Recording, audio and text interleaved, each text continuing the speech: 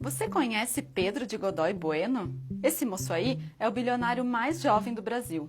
Ele herdou a participação acionária da Amil depois da morte do pai em 2017. O Pedro tem 29 anos e 2,9 bilhões de reais. Quando vai comprar um pão ou um litro de leite, o Pedro paga o mesmo imposto que você, eu e qualquer outra pessoa, não importa quanto ela ganhe. O imposto sobre o consumo é um dos maiores fatores da desigualdade no nosso sistema tributário. Agora está em debate uma reforma desse sistema. Esse vídeo vai explicar o que está em questão em torno da reforma tributária.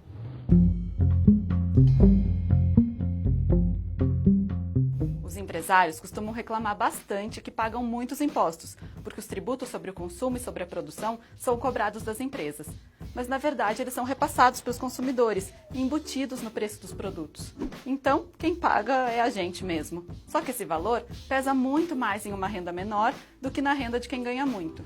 Um imposto de R$400 sobre a compra de uma TV, por exemplo, equivale a 20% do salário de alguém que ganha 2 mil, mas é só 2% da renda de quem ganha 20 mil. É o que chamam de imposto regressivo, ou seja, todo mundo paga o mesmo valor. E o que acontece, na prática, é que quanto menor a renda, mais se paga. E mesmo o imposto sobre o consumo também não é igual para todos os itens.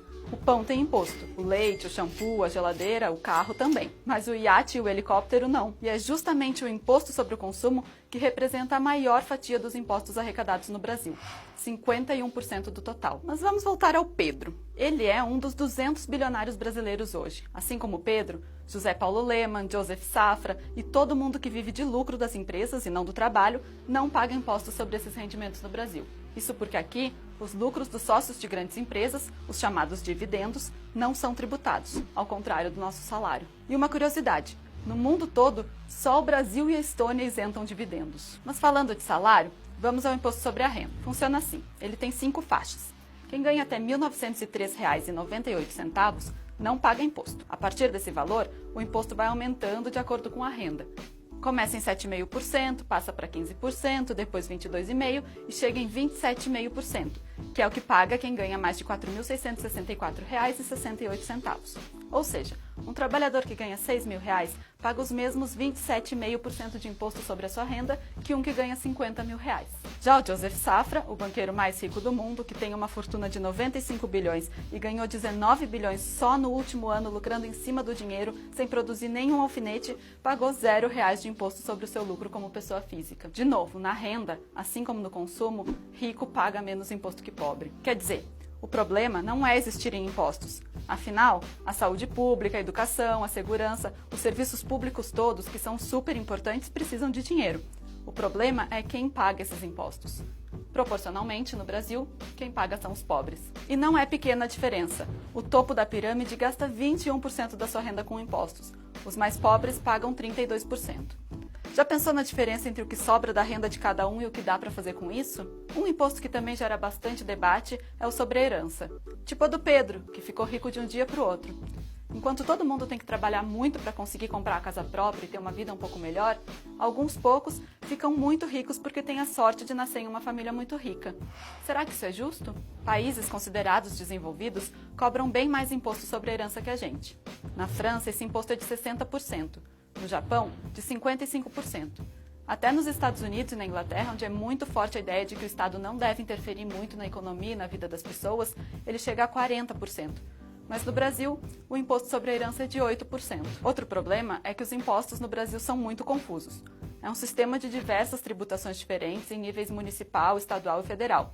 Quem quer abrir uma pequena empresa, por exemplo, tem muita dificuldade para entender e lidar com tantos tributos diferentes. E são justamente os pequenos que mais penam, porque quem tem mais dinheiro pode pagar um advogado tributarista para resolver o problema. Então, ninguém aqui tem dúvidas. Uma reforma tributária é mais do que necessária. Mas qual reforma? Não adianta mexer nos impostos e não resolver os problemas principais, certo? Hoje, existem 2 propostas de reforma tributária tramitando no Congresso, e o governo Bolsonaro deve apresentar outra em breve. Um dos projetos tramita no Senado e copia o texto do ex-deputado Luiz Carlos Rauli, do PSDB. O que está com o debate mais avançado até agora é um outro que tramita na Câmara, do deputado Baleia Rossi, do MDB. Os dois são bem semelhantes. Propõem mudar a Constituição para simplificar os impostos.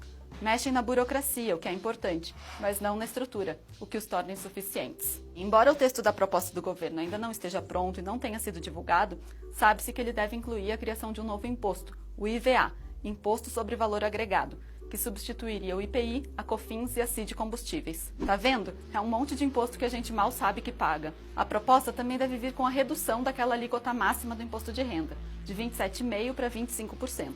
E se fala também em reduzir o valor pago pelas empresas. Parece legal, certo? E talvez algumas dessas propostas tragam mesmo avanços. Simplificar o sistema tributário é fundamental para facilitar a vida das pessoas, especialmente daquelas pequenas empresas de que a gente falava. E reduzir o imposto de renda também parece bom olhando assim.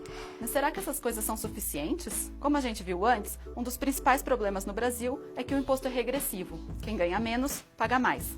E isso não muda com essas propostas.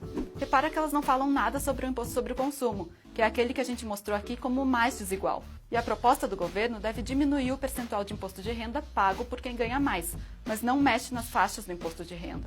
Quem ganha menos continua pagando a mesma coisa, e quem ganha 5 mil continua pagando o mesmo percentual de quem ganha 20, 30, 50 mil. Ou seja, apesar de alguns avanços, a estrutura do sistema permanece a mesma. De olho nisso, deputados de oposição ao governo apresentaram uma outra proposta, que defende bem o oposto: mudar a lógica do sistema. Para isso, eles propõem tributar os mais ricos, com mais impostos sobre a renda e o patrimônio, e diminuir o imposto sobre os mais pobres, que são aqueles sobre o consumo e a produção. Uma das ideias do projeto apresentado por PT, PSB, PDT, PSOL, PCdoB e Rede é taxar grandes fortunas, o que não é feito hoje no Brasil. Calma, isso muito provavelmente não tem a ver com você. A menos que você tenha recebido uma herança de mais de 16 milhões de reais, ou tenha um patrimônio de mais de 19 milhões, ou tenha jatinhos na garagem. A proposta não fala de quem comprou um apartamento ou tem um carro melhorzinho. São grandes fortunas mesmo. A ideia principal é fazer com que os impostos deixem de ser regressivos e passem a ser progressivos. Ou seja, aumenta a porcentagem da cobrança conforme aumenta a renda. Uma das medidas seria extinguir os impostos sobre o consumo e criar outros impostos mais simples. Nessa proposta, alimentos da cesta básica, medicamentos essenciais, transporte público coletivo, saneamento básico, entre outros itens, não seriam tributados. No campo, terras muito grandes e improdutivas pagariam bem mais, e terras pequenas e produtivas, bem menos. E aqueles itens bem básicos do orçamento, como helicópteros, lanchas, aviões, veleiros, passariam, claro, a ser tributados, o que poderia aumentar a arrecadação do país em 4,7 bilhões de reais por ano. O projeto cria ainda um imposto sobre grandes heranças e taxa aos dividendos, aquele dinheiro que os acionistas ganham pelo lucro de grandes empresas. Aliás, sabe quanto a tributação de dividendos geraria para o Brasil? Até 63 bilhões de reais. Um dinheiro que poderia ser investido na saúde, na educação e serviços para toda a população brasileira. A proposta também mexe naquela tabela do imposto de renda, aumentando a isenção e redistribuindo as faixas para que atinjam rendas mais elevadas. Se isso tudo fosse implementado, o valor arrecadado em impostos seria bem parecido com o que é hoje, só que diminuiria o peso sobre os mais pobres e a própria classe média. Uma das consequências disso é que a economia volta a girar. Isso porque os muito ricos não colocam seu dinheiro em circulação. Deixam lá parado, rendendo. O problema é que, embora sejam poucos, os muito ricos são muito poderosos e exercem influência sobre o Congresso. Por isso, alguns dos pontos mais difíceis de serem colocados em pauta são os que mexem mais diretamente no bolso deles. Taxação sobre herança, sobre grandes fortunas e sobre dividendos. Saber o que está em jogo é o primeiro passo para começar a mudar o sistema.